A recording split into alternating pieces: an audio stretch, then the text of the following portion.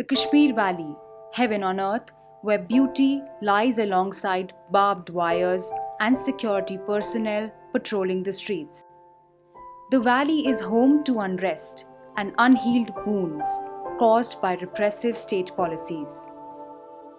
Ashiq Hussain Ganai was a student when he was allegedly tortured and killed in army custody in 1993. Ashiq's body was found on the banks of the Jhelum River 40 days after the army picked him up from his home. मेरा father उस दिन 40 years का था. इस case के आगे जाते हुए ही वो उसकी डेथ हो गई, लेकिन उसकी आखिरी जो तमन्ना थी वो कि वो देखे कि हमारे बच्चे के कातिलों को यहाँ सज़ा मिले. The police filed charges against 3 army personnel for Ashiq's murder. The Jammu and Kashmir government claims to have sought the central government's permission to prosecute them as required by the Armed Forces Special Powers Act. The Ministry of Defence denied permission 2 years later without giving any reason. The repression is institutional, right? It's systematic and institutional, and also the legal impunity, which is one of the form.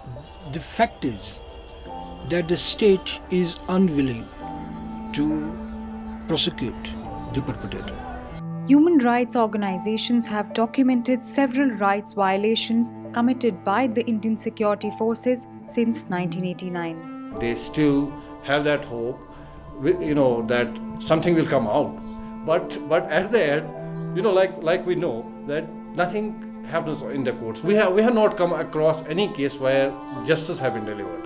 The Indian Army claims it has court-martialed 129 men since 1990, but has refused to reveal any information about the proceedings, including to the families of the victims.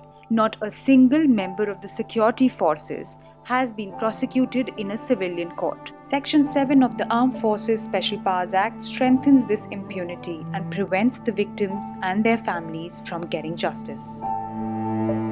Till date, not a single member of the security forces deployed in Jammu and Kashmir has been tried for alleged human rights violations in a civilian court. Certain provisions make it mandatory to seek prior executive permission from the central or state authorities for the prosecution of members of the security forces. These provisions, called sanctions, have been used to provide virtual immunity for security forces from prosecution for criminal offences. Absence of accountability has ensured that security force personnel continue to operate in a manner that facilitates serious human rights violations.